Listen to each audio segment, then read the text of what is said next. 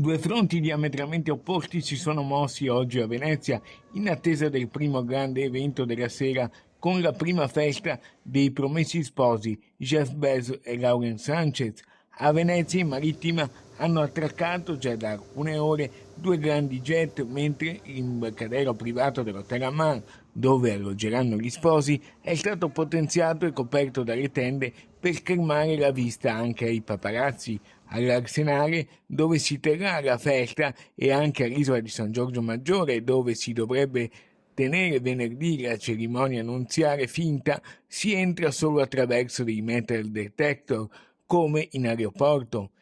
In piazza San Marco la giornata scorre apparentemente normale tra tanti turisti, con però una maggiore presenza di forze dell'ordine, anche se discreta, sia in divisa che in borghese, ma i commercianti di piazza San Marco plaudono all'evento che porta risorse alla città, dicono, in una stagione già partita a rilento. Resto allibito da queste polemiche perché insomma questa città qua anzi ha bisogno di queste persone qua, ha bisogno che della gente di un certo peso, di una certa cultura, anche perché Bezos a Venezia ci viene spesso, grazie a Dio, è uno che finanzia molti comitati della cultura qua a Venezia, è una persona che è molto attenta e molto partecipe per la salvaguardia di Venezia, quindi ben venga Bezos, adesso ha deciso di venirsi a sposare qua, che ci fa molto piacere, come tantissima altra gente che vengono qua a sposarsi, siamo contenti, insomma c'è un indotto importantissimo, quindi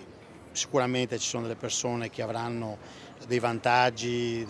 economici eccetera. Piazza San Marco è diventata ancora una volta palcoscenico di alcune azioni plateali di protesta. Intorno alle 11 due attivisti hanno tentato di salire sui pennoni davanti alla Basilica di San Marco nel cuore della piazza, stessa sortita tentata da un altro attivista verso le 13, che poi è stato portato via dopo una decina di minuti a forza dalla polizia. Vorrei che riuscissimo a collaborare,